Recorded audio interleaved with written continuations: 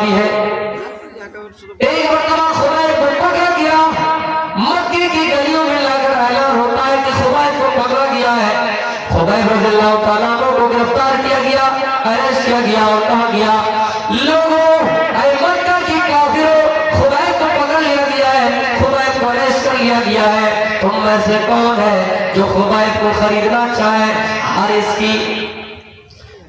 کی بیٹی, حارث کا بیٹا, حارث کے پورے پریوار, حارث کے قبیلے خبیب رضی اللہ تعالیٰ کو خرید لیا, اس لیے کہ جنگ بدر میں حارث کو قتل کیا تھا, ان کے آل خانہ نے اس کو خرید لیا اور اس نیت سے خریدا کہ ہم ان کا بدلہ لیں گے, ہم ان سے بدلہ لیں گے, انتقام لیں گے, اس لیے کہ انہوں نے جنگ بدر میں حارث کو قتل کیا تھا. میرے پیارے ساتھیوں, حارث کے گھر میں خبیب کو مار دیا گیا, مضبوط پیلوں سے مار دیا گیا, جکڑ دیا گیا, لوہے کی زنجیر سے جکڑ دیا گیا, لیکن حارث باندھے ہوئے ہیں, پیلر میں ان کو باندھ دیا گیا ہے, لیکن غیبی طور سے ان کے پاس انگور کا خوشہ آ رہا ہے, انگور کا گچھا آ رہا ہے, اور حارث ان قیدی کی حالت میں جب ان کے پیلوں سے باندھ دیا گیا ہے, سب دشمن ہے, لیکن ان باندھے ہوئی حالت میں حارث کھجور کا گچھا, انگور کا خوشہ کھا رہا ہے, انگور کھا رہا ہے. لوگ پریشان ہو جاتے ہیں, کیا بات ہے, خبیب کو تو پکڑا گیا ہے, خبیب کو تو قتل کر, خبیب کو تو پکڑا گیا ہے, خبیب کو تو گرفتار کر لیا گیا, خبیب تو کہہ دیا ہے, لیکن ان کے پاس انگور کا خوشہ کہاں سے آ رہا ہے, انگور کا گچھا کہاں سے آ رہا ہے. حارث کی قید میں خبیب ہے اور خبیب کو پکڑا گیا ہے اور سب اس کے دشمن ہے, کچھ دنوں میں اس کو قتل کر دیا جائے گا, لیکن انگور کا خوشہ ان کے پاس کہاں سے آ رہا ہے, انگور کا گچھا ان کے پاس کہاں سے آ رہا ہے. میرے پیارے ساتھیوں, یقین جانیے کوئی ایک دشمن ہو, ہم اس کو ماریں گے یہ بھی طے ہے, ہم اسے بدلہ لیں گے یہ بھی طے ہے, لیکن ہم اپنے دشمنوں کو اچھے پل کیسے کھلائیں گے. اور ایک بات یہ بھی ہے کہ اس وقت مدینے کی گلیوں میں, مکے کی گلیوں میں انگور کا موسم نہیں تھا, اللہ تعالیٰ خبیب کو غیب سے انگور کھلا رہا تھا, اللہ تعالیٰ خبیب کو غیب سے انگور دے رہا تھا. خبیب نے آخرت کے لیے کیا تیاری کی, خبیب نے آخرت کے لیے کیا تیاری کی تھی؟ جب اعلان ہوا اے خبیب آپ کو قتل کر دیا جائے گا, پھر ایک میدان میں لے جایا گیا, خبیب کو ایک میدان میں لے جایا گیا اور کہا گیا خبیب اب تمہیں قتل کر دیا جائے گا, تمہیں مار دیا جائے گا, تمہیں سولی پر لٹکا دی جائے گی, اب تمہیں مار دیا جائے گا, تمہارا کام ختم ہے. خبیب ایک بات بتاؤ, مجھے وہ سے آخری اچھا پوچھی جاتی ہے, مجھے وہ سے آخری تمنا پوچھی جاتی ہے, جب کسی کو پھانسی دی جاتی ہے تو ان سے آخری خواہش پوچھ لی جاتے ہیں, اے خبیب تمہاری آخری خواہش کیا ہے, کیا تمہیں اپنے بہن سے ملنا ہے, کیا تمہیں اپنی ماں سے ملنا ہے, کیا تمہیں اپنے باپ سے ملنا ہے, کیا تمہیں کسی سے ملنا ہے؟ خبیب نے کہا نہ مجھے اپنے ماں سے ملنا ہے, نہ مجھے باپ سے ملنا ہے, نہ بھائی سے ملنا ہے, نہ کچھ مجھے کھانے کو چاہیے, نہ مجھے اس زمانے میں جو بھی چیزیں چلتی تھی, جو بھی پر وغیرہ چلا کرتا تھا, نہ مجھے انگور چاہیے, نہ کھجور چاہیے, نہ مجھے انار چاہیے, نہ کسی کی نرم گرم بستر چاہیے, نہ کوئی ہماری خواہش ہے. اگر خواہش ہے تو صرف 2 رکعت نماز پڑھنے دیجئے. خبیب نے کہا مجھے 2 رکعت نماز پڑھنے دیجئے. میرے بھائیوں, خبیب 2 رکعت نماز ادا کر لیتے ہیں اور نماز ادا کرنے کے بعد کافروں سے مخاطب ہو کر کہتے ہیں اے مکہ کے کافروں, آج میں نے نماز ہلکی پڑھی, آج میں نے نماز شوق کر کے پڑھی, آج میں نے نماز مختصر پڑھی, جس نماز میں 5 منٹ کا ٹائم لگے گا اس نماز کو میں نے 3 منٹ میں ہی ادا کی, جس نماز کو 10 منٹ کا ٹائم لگے گا میں نے اس نماز کو 5 منٹ میں ادا کی. اس لیے کہ کہیں ایسا نہ ہو کہ تم سوچو کہ خبیب مرنا نہیں چاہتا ہے, خبیب کو اس دنیا کی زندگی پسند ہے, خبیب کو نرم گرم بستر پسند ہے. میرے پیارے ساتھیوں, خبیب کی آخری خواہش ہوئی, آخری تمنا ہوئی تو 2 رکعت نماز پڑھنے کی ہوئی, اور یہ کہنے لگا کہ میں جلدی نماز اس لیے پڑھی کیونکہ مجھے اپنے حقیقی رب سے ملنا ہے, مجھے اس دنیا کی زندگی پسند نہیں ہے, میں اس دنیا کی زندگی کے لیے تیاری کر رہا ہوں, میں اپنے حقیقی رب سے ملنے کی کوشش کر رہا ہوں. اے مکہ کے کافروں, اس لیے میں نے نماز کو لمبی نہیں کی, اگر میں نماز میں 2 منٹ اور داخل کرتی تو چل سکتا تھا, لیکن دنیا کی زندگی پسند نہیں ہے اور آخرت کی زندگی کو میں نے پسند کر لیا ہے. آخرت کی زندگی سے محبت ہو گئی ہے. میرے بھائیوں خبیب نے آخری اچھا آخری خواہش نماز پڑھنے کی اس لیے کہ وَلْتَنْظُرْ نَفْسٌ مَّا قَدَّمَتْ لِغَدٍ. ہر انسان کو یہ غور کرنا چاہیے کہ اس نے کل قیامت کے دن کے لیے کون سی تیاری کر رکھی ہے. ہر انسان کو یہ غور کرنا چاہیے کہ اس نے کل قیامت کے دن کے لیے کون سی تیاری. آئیے حضرت خنسا رضی اللہ تعالیٰ عنہ بعد میں ایمان لے آئی، لیکن اسلام لانے سے پہلے جب ان کا بھائی کا انتقال ہوا، ان کے بھائی سخر کا انتقال ہوا، یہ مرثیہ پڑھنے لگی، ماتم کرنے لگی، سینہ پھاڑنے لگی. کسی کی موت پر، بھائی کی موت پر، باپ کی موت پر، بیٹے کی موت پر سینہ پھاڑا جاتا ہے، گریبان پھاڑا جاتا ہے. یہ اپنے بھائی کی موت پر کب؟ جب اسلام لے کے نہیں آئی. زمانہ جاہلیت میں جب اسلام لے کر نہیں آئی، اپنے بھائی کی موت پر آنسو بہا رہی ہے اور اپنے دونوں آنکھوں سے کہہ رہی ہے الا تبکیانی لصخر الندى. اے میری دونوں آنکھیں، کیا تم صخر کے انتقال کے موقع پر، کیا تم صخر کے انتقال سے رو گے نہیں؟ اے میری دونوں آنکھیں اتنا رو کہ رونے میں ولا تجد بخیلہم. اتنا آنسو گراؤ اپنی آنکھ سے کرے. کون؟ خنسا رضی اللہ تعالیٰ. اسلام تک نہیں آئی، بھائی کے انتقال کی بات ماتم کر رہی ہے، مرثیہ پڑھ رہی ہے اور کیا کر رہی ہے؟ اپنے دونوں آنکھوں سے الا تبکیانی لصخر الندى. کیا میری دونوں آنکھیں، کیا تم صخر کے موت پر نہیں رو گی؟ اتنا رو کہ رونے میں بخیلی نہ کرو، آنسو گرانے میں بخیلی نہ کرو بھائی کے انتقال کے موقع پر. لیکن میدان جنگ میں، قادسیہ کے جنگ میں اعلان ہوا. خنسا اپنے چار بیٹوں کے ساتھ جب اسلام لے آئی، خنسا 4 بیٹوں کے ساتھ میدان جنگ میں ہے، قادسیہ کے جنگ میں ہے. اور قادسیہ کے جنگ شروع ہونے سے پہلے اپنے 4 بیٹے کو نصیحت کر رہی ہے. اے میرے 4 بیٹے سنو، تم نے اپنی مرضی سے اسلام لے آیا، تمہارے اوپر کوئی پریشر نہیں تھا، تمہارے اوپر کوئی دباؤ نہیں تھا، تم نے اپنی مرضی سے اسلام لے آیا ہے، تم نے اپنی مرضی سے اسلام لے آیا. اے میرے بیٹوں، میری نصیحت یہی ہے، میں نے جس طرح تمہارے باپ کی امانت میں خیانت نہیں کی، تمہارے ماموں کو رسوا نہیں کیا، آج تم اس جنگ میں ہو، جنگ قادسیہ میں ہو، تم اتنا لڑائی کرو، تم میدان جنگ میں لڑائی کفار سے لڑتے رہو. اس لیے کہ اللہ فرماتا ہے یا ایھا الذین آمنوا اصبروا وصابروا. اللہ جنگ کرنے والوں کو، جہاد کرنے والوں کو پسند کرتا ہے. تم اس میدان میں لڑائی کرو، اللہ پسند کرتا ہے. اتنی لڑائی کرو. اگر کفار تم پر حملہ ہو، تم پر چڑھائی کر کے بیٹھے، تم بھی لڑائی کرو، تم بھی ان کا مقابلہ کرو. اس لیے کہ اللہ جنگ کرنے والوں کو پسند کرتا ہے جو تم پر چڑھائی کرے. اور تم اس موقع پر ان سے اگر لڑائی کرتے تو اللہ اس موقع پر اس جہاد کرنے والے مجاہدین کو پسند کرتا ہے. میرے پیارے ساتھیوں، اور یہ بھی نصیحت کرتے ہیں اے میرے بیٹوں، میدان جنگ اگر تم مارے جاؤ، قتل کیے جاؤ، شہید ہو جاؤ، تو تم پرواہ اپنی جان کی نہیں کرنا. اگر پرواہ کرنا تو اسلام کی پرواہ کرنا. اسلام سے پہلے اپنے بھائی کے انتقال کے موقع پر بھائی کے انتقال سے رو رہے، مرثیہ گا رہے. لیکن جب اسلام نے کیا گئی، آخرت کی تیاری دیکھیے.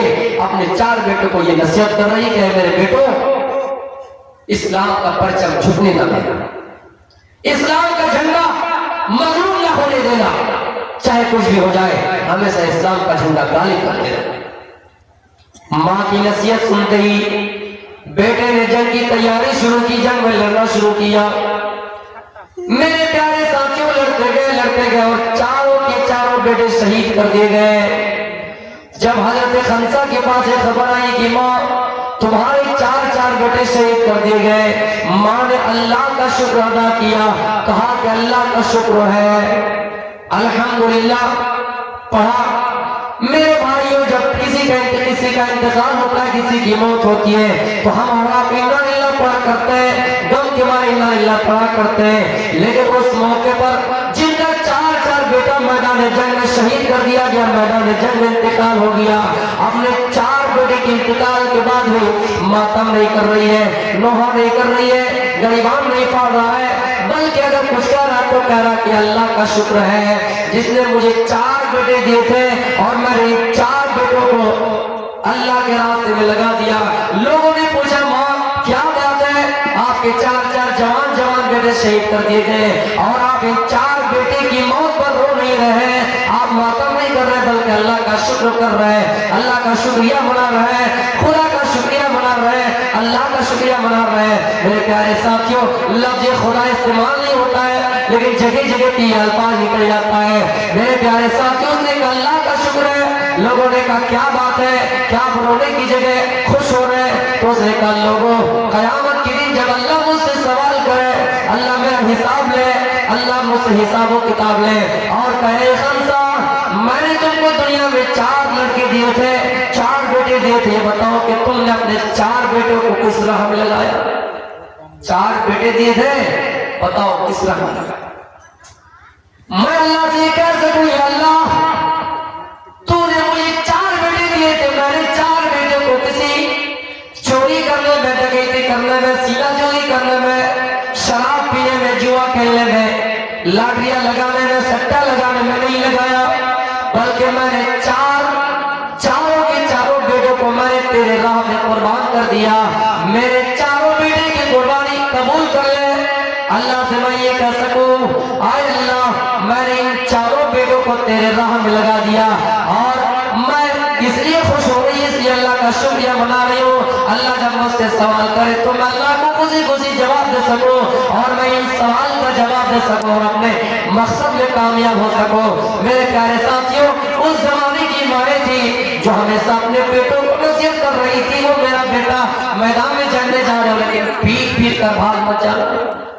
لیکن ہم اگر آپ کہیں بھیجتے ہیں پروٹیسٹ کے موقع پر، کسی موقع پر، تو اپنے بیٹے سے یہ کہتے بیٹا پیچھے رہے، جب یہ FIR درج ہو تو تمہارا نام اس میں نہ آئے، جب گولیاں چلائی جائے تو تم پیچھے ہٹ جانا، وہ گولیاں تمہارے جسم پہ نہ لگے۔ ہمیں اور آپ کو اسلام کی قدر نہیں۔ آئے اس انصاری صحابیہ کی واقعے کی طرف جن کا باپ بھی میدان جنگ میں شامل ہے، جن کا بیٹا بھی میدان جنگ میں شامل ہے، جن کا بھائی بھی، جن کا شوہر بھی، یہ پوری ہو چکی ہے، اپنے 4 رشتہ داروں کے ساتھ آئے، اہل خانہ کے ساتھ آئی ہوئی ہے، باری باری خبر آتی ماں میدان جنگ میں تمہارا شوہر انتقال کر گیا ہے۔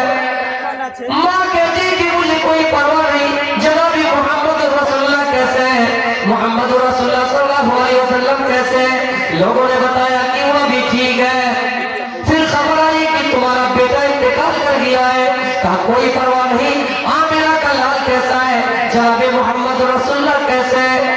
پھر خبر آئی کہ تمہارا بھائی بھی شہید ہو گیا ہے، کہا کوئی پرواہ نہیں۔ پھر خبر آئی کہ تمہارا بیٹا بھی اس میدان میں شہید کر دیا گیا ہے، چاروں کے چاروں رشتہ دار اسی میدان میں شہید کر دیا جاتا ہے، اسی جنگ میں شہید کر دیا جاتا ہے۔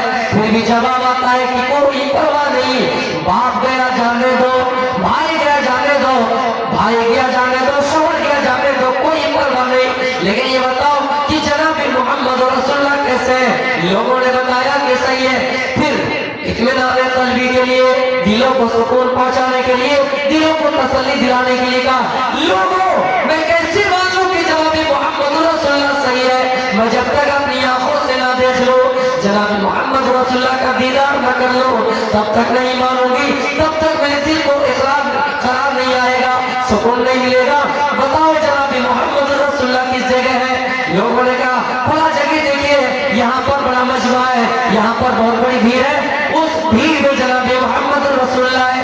جب دکھایا گیا یہ آگے بڑھی اور جناب محمد رسول اللہ کو دیکھا تو پھر اپنے دلوں کو قرار آیا، سکون آیا، تسلی ہوئی۔ باپ شہید کر دیا گیا، بھائی شہید کر دیا گیا، جوان بیٹا شہید کر دیا گیا، پھر بھی کوئی پرواہ نہیں۔ اگر فکر ہے تو جناب محمد رسول اللہ صلی اللہ علیہ وسلم کہ وہ کیسے ہو، آمنہ کے لال کیسے ہیں۔ ہمارے یہاں اگر کسی کا انتقال ہو جائے، باپ کا ہو جائے، بیٹا کا ہو جائے، شوہر کا ہو جائے، ہماری مائیں رونے دھونے میں لگ جائیں گی اور خدا کی ناشکری کریں گی کہ ہمیں آپ کون کیا۔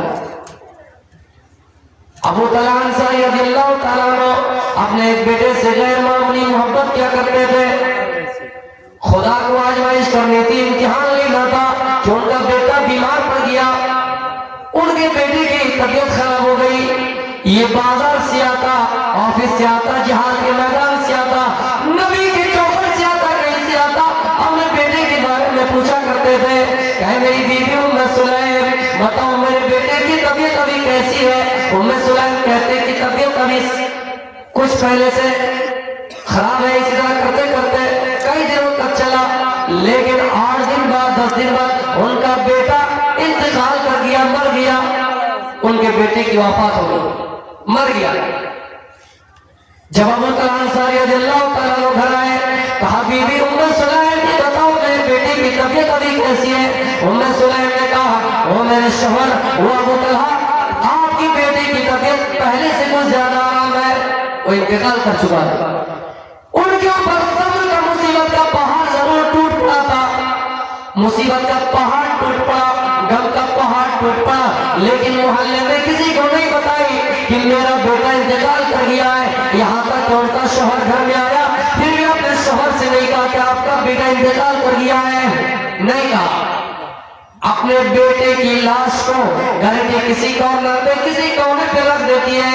कौन? उनकी माँ उम्मे सुलैम अपने शौहर से कहती है और मेरे शौहर, मैं आपके लिए खाना लगाती हूँ। दस्तरखान बिछाया गया, खाना लगाया गया, मियाँ बीबी ने खाना खाया और कहा मेरे शौहर आप इसी जगह बैठे रहिए। घर में गई, घर में जाने के बाद सब सवार किया, खूबसूरती का मुजाहरा किया, अपने आप को ज़ेबो ज़ीनत से आस्ता पैरास्ता किया। उसके बाद अपने शौहर के सामने आई, अपने शौहर से बातें करने लगी, मीठी मीठी बातें करने लगी, अपने शौहर के दिल को बहलाने फुसलाने में लग गई, ताकि उनके शौहर को उनके बेटे की याद ना आए, ताकि उनके शौहर को उनके बेटे का नाम ना आए, नाम ना ले पाए। उनको भुलाने के लिए, उनको भुलाने के लिए क्या किया? मीठी मीठी बातें करने लगी, ज़ेबो ज़ीनत से आस्ता पैरास्ता होकर आई, खूबसूरत बन के आई, ताकि उनके शौहर का दिल भर जाए और अपने बेटे के बारे में ना पूछे। रात गुजर गई, सुबह दोनों फजर की नमाज पढ़ी। फजर की नमाज पढ़ने के बाद अपने शौहर से कहती है और मेरे शौहर एक बात बताइए, अगर ये कुशियार गांव वाला इस गांव पर तालबोना वाले के पास कोई चीज अमानत रखे, कोई सामान अमानत के तौर पर रखे, तो क्या तालबोना वाले को उस अमानत को वापस करने में हिल हुज्जत होने झगड़े की बात है? कहा नहीं, जैसे अमानत है वैसे अमानत वापस करनी चाहिए। और मेरे शौहर, जब आप जानते हैं कि अमानत को अगर किसी के पास रखे उसको वैसे ही वापस करनी चाहिए, तो सुनिए, अल्लाह ने आपको अमानत दी थी, अल्लाह ने आपको अमानत दी थी। क्या दी थी? अल्लाह ने आपको अमानत दी थी, अल्लाह ने आपको बेटा दिया था, वो अल्लाह की अमानत थी। अल्लाह ने कल रात शाम को आपसे वो अमानत वापस ले ली, यानी आपका बेटा इंतकाल कर गया। अबू तलहा कहने लगे ओ मैं सुलैम, आपने रात में क्यों नहीं बताई? आपने रात में क्यों नहीं बोला? आपने रात में ये खबर मुझे क्यों नहीं दी? ओ मेरी बीवी उम्मे सुलैम, रात में मेरा बच्चा इंतकाल कर गया, पूरी रात गुजर गई, लेकिन आपने नहीं बताया, क्या बात है? उम्मे सुलैम कहती है ओ मेरे शौहर, आपका गुस्सा ना मेरे ऊपर वाजिब होता है, आप मेरे ऊपर गुस्सा आइए, लेकिन एक बात सुनिए, मैंने इसलिए आपको शाम के वक्त नहीं बताई, क्योंकि अगर मैं शाम को बता देती आप रोने धोने में लग जाते हैं, आप उसी की तकबीर और तजवीज का इंतजाम करने लगते हैं, आप खाना भी नहीं खाते, रात में आराम से भी नहीं सोते। इसलिए मैं मुनासिब समझा कि आपको रात में न बताओ, सुबह बताओ। जिस तरह मैंने सब्र किया है, अपनी औलाद पर सब्र किया है, अपने बेटे पर सब्र किया है, मैं अल्लाह से ये दुआ करती रही कि अल्लाह, जिस तरह मुझे अपने बेटे पर सब्र हुआ, मेरे शौहर को भी अपने बेटे पर सब्र हो जाए और अल्लाह ताला इसका सिला उस दुनिया में दे। मेरे प्यारे साथियों, फिर उसको दफन किया गया, उसके लड़के को दफन कर दिया गया। ये खबर अल्लाह के रसूल के पास पहुंचाई गई, ये माजरा अल्लाह के रसूल को सुनाया गया। अल्लाह के रसूल ने कहा अया अबू तलहा, क्या कर रहा था? आप अपने बीवी से मिले थे, कहा हम बिस्तर हुए थे। हाँ, अल्लाह आपको ऐसा बेटा देगा जो आलिम दीन होगा, जो हाफिज कुरान होगा। मुअर्रिख लिखते हैं फिर उससे एक बेटा पैदा हुआ अबू तलहा का, और बेटा पैदा होने के बाद उनसे फिर 5 बेटा पैदा हुआ और सब हाफिज कुरान थे। तो मेरे भाइयों, ये सब्र का नतीजा है। लेकिन हमारा किसी का इंतकाल हो जाए, रोने धोने में लग जाते हैं। हमारा किसी का इंतकाल हो जाए, खुदा की नाशुक्री करने में लग जाते हैं और ये कहती है अल्लाह तुमने तो हमारी किस्मत ही खराब कर दी। अल्लाह हम किस नसीब लेके आए, हम कितने बदनसीब है कि हमारा बाप इंतकाल कर जाता है, हमारा बेटा इंतकाल कर जाता है, कोई औरत ही कहती है हमारा शौहर इंतकाल कर जाता है। लेकिन लोगों, आप शायद जानते होंगे क़यामत के दिन जब आपको वालिदैन को, माँ बाप को जहन्नम की तरफ ले जाया जाएगा, पीछे से उनका छोटा छोटा बच्चा जो इस दुनिया में इंतकाल कर गया है, छोटे छोटे उम्र में इंतकाल कर गए हैं, वो आएगा और अपने वालिदैन के दामन को पकड़ लेंगे और अल्लाह से शफाअत करेंगे, सिफारिश करेंगे और कहेंगे अल्लाह तुमने मुझे दुनिया में अपने माँ बाप से छीना था, या अल्लाह मुझे बड़ा शौक था कि मैं भी अपने माँ बाप के साथ जलालगढ़ बाजार जाऊं, या अल्लाह मुझे भी शौक था कि मैं आलिया बाजार अपने वालिदैन के साथ जाऊं, अपने बाप के साथ जाऊं, लेकिन तुमने मुझे दुनिया से छीन लिया था, अपने बाप से अलग कर दिया था, इस दुनिया में कम से कम अलग न कर। अल्लाह कहेगा अरे छोटे छोटे बच्चे नहीं रहे, तुम्हारे बाप ने दुनिया में बहुत बड़े बड़े गलत काम किए हैं, बहुत बड़ा बड़ा गुनाह के काम किए हैं, आज इनको जहन्नम मिलेंगे ही। वो बच्चे और दामन को मजबूती से पकड़ लेंगे। अल्लाह कहेगा फरिश्तों जाओ, मैंने माफ कर दिया, इनके छोटे छोटे बच्चे हैं, इनके लिए शफाअत कर रहे हैं, सिफारिश कर रहे हैं, जाओ इनके छोटे छोटे बच्चों के साथ इनके वालिदैन को भी जन्नत नसीब कर दो। तो मेरे प्यारे साथियों, औलाद पर सब्र जरूरी है। क्यों अबू तलहा ने क्यों सब्र किया, उम्मे सुलैम ने क्यों सब्र किया, इसलिए कि वल्तन्जुर नफ्सुम मा क़द्दमत लिगद, हर इंसान को ये गौर करना चाहिए कि उसने कल क़यामत के दिन के लिए कौन सी तैयारी कर रखी है। ऐ लोगों, खुश नसीब हुआ जिनके छोटे छोटे बच्चे इंतकाल कर गए, खुशी मनाइए कि आपने नौकर नहीं किया, आपने मातम नहीं किया, आपने अपनी औलाद पर सब्र किया है, तो ये खुश नसीबी आप है। आप ये उम्मीद रखिए अल्लाह आपको क़यामत के दिन वैसे ही सिला देगा जिसका वाक़ियात से मिलता है। तो मेरे प्यारे साथियों, आखिरत में कुछ तैयारी करिए। हम और आप इंसान हैं, हम और आप ये चाहेंगे कि दुनिया में जितनी नेकियों का काम है सब कर लेंगे, देखो हम ऐसे भी खताए हुए। मेरे प्यारे साथियों, लेकिन कोशिश करनी चाहिए, दिमाग लगाना चाहिए और हर इंसान को गौर करना चाहिए कि हमने कल क़यामत के दिन के लिए कौन सी तैयारी कर रखी है, कौन सी तैयारी कर रखी है। औलाद अगर इंतकाल कर जाती है, औलाद अगर मर जाती है, तो उनके ऊपर सब्र करना है। मैंने आपको 4 चीजें बताई, ये चीज अल्लाह के रास्ते में वो माल सदका करो जो हमें लगता है कि सबसे ज्यादा पसंदीदा है। हम और आप ये क्यों नहीं कर सकते? हमारी बिल्डिंग बड़ी बड़ी बन रही है, हमारा मकान बन रहा है, लेकिन मस्जिदों के लिए जलसे हो रहे हैं, फिर उन जलसों में कलेक्शन चंदा होता है। जिन कब्रिस्तान में हम और आप सोते हैं सिर्फ 3.5 गज, मेरे प्यारे साथियों, उस जगह के लिए हम और आप चंदा कर रहे हैं, कलेक्शन कर रहे हैं, उसके नाम पे जलसे जुलूस होते हैं। इतना यकीन जानिए, जिस जगह को अल्लाह ने हमारे किस्मत में लिख दिया, मुकद्दर कर दिया, एक बिल्डिंग रह जाएगी, ये जमीन रह जाएगी, लेकिन उसी कब्र में हमें दफन किया जाएगा। लेकिन अफसोस का मकाम है कि उसी कब्रिस्तान के लिए, उसी 2 गज जमीन के लिए हम और आप चंदा कर रहे हैं। क्या पूरे मोहल्ले वाले मिलकर उस जगह का इंतजाम नहीं कर सकते हैं? एक कब्रिस्तान का इंतजाम नहीं कर सकते हैं? इन चीजों के बारे में बड़े बड़े लोग नहीं कहेंगे, जो ऊंचे पोस्ट पे हैं वही चीजों के बारे में फतवा नहीं देंगे, सिर्फ लोगों के अंदर कुछ निकाला करेंगे, और जो छोटे तबके के लोग हैं सिर्फ उन्हीं के खिलाफ हाथ तो उकसाएंगे, जार उड़ालेंगे। अरे कभी कोई इसी के ऊपर फतवा भी दिया है कि इन जलसों में कलेक्शन का इंतजाम जो जोर शोर के साथ हो रहा है।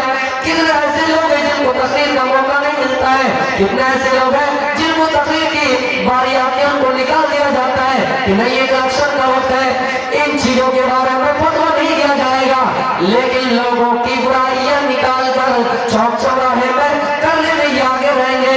हम और आप ये गौर करें मेरे प्यारे साथियों, उस जमाने में जो सहाबा हुआ करते थे, उस जमाने में जो ताबेईन हुआ करते थे, अगर किसी से कुछ गलतियां हो ही जाती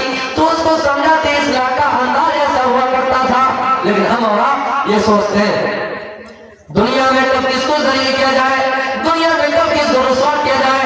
इमामों की तनख्वाहें क्यों नहीं बढ़ रही है, मौलवियों की तनख्वाहें क्यों नहीं बढ़ रही है, मस्जिद खूबसूरत क्यों नहीं बन रही है, और बन रही है तो उसमें इमामों का इंतजाम क्यों नहीं। आज हर जगह पे चौराहे पे वहां पे चौकीदार रखा जाता है, वहां पे बॉडीगार्ड रखा जाता है, लेकिन मस्जिदों में एक इमाम की जरूरत है, वहां पर इमाम का इंतजाम हमारा आप नहीं कर रहे हैं। मेरे प्यारे साथियों, कितने से मुसलमान हैं जो बेचारा कुरान के एक हर्फ नहीं पढ़ना जानता है, उनको मखरज नहीं आती है, तलफ्फुज़ नहीं आती है, उनको वो बेचारा नमाज पढ़ने के लिए आगे बढ़ता है, नमाज में उनकी गलतियां हो जाती है। क्यों? हम और आप क्या एक इमाम में रख सकते हैं, लेकिन हमें और आपको आखिरत की फिक्र नहीं है, हमें और आपको दुनिया की फिक्र है, हमें और आपको दुनिया की फिक्र है मेरे भाइयों, आखिरत की फिक्र नहीं है। हर मस्जिद में जहां मस्जिद बन रही है वहां इमामों का भी इंतजाम होना चाहिए। जिस तरह चौक चौराहे में चौकीदार रखा जाता है, मस्जिदों में एक इमाम होना चाहिए जो नमाज सही तरीके से पढ़ा। लेकिन अगर कहीं